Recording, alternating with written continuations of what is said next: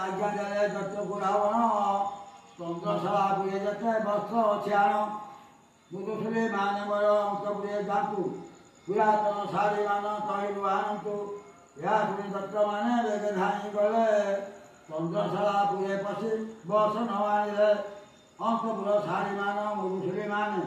बुआई रखिले आने पर्वत समाने हनुराज ता सबु बुढ़ाइले गई पुणी से रांधर चाली हाथ गला रही हसी हसी रावण को बोले हनुमान तुम्हें बड़ा महाराजा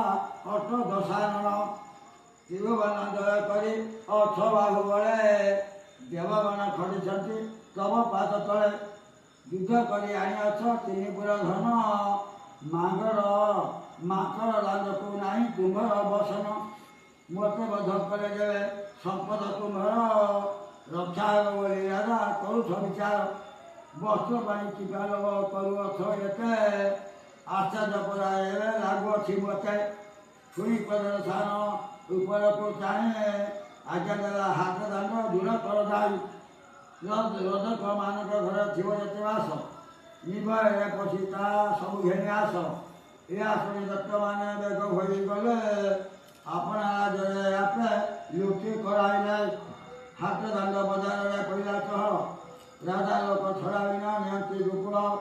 घरे घरे पशि जुटे छड़ाई बसन घेनी जाती मना कले न घेती भचन कापुड़ी रंगिनी चंती रजक घरे जेते वस्त्र थिला सबू बहिले खरे असुर असुरी माने करी कोलाहल बैले निपति आदि हेला कि पागल डगर बैलाया कौछटी करी पागल होइब किंबा लंक दंधाई सतनाश जीव बोली करती उपाय शुणी से असुरी माने हसी सहट बोले कथा हमें शुणी नाम जाने वस्त्र दूर कले शत्रु मोर केशने ये बोली लग्न लके होती कल सत्यपुर लंका गले पड़ा सह दुई घड़ी पर्यंत वस्त्र दूर है रुह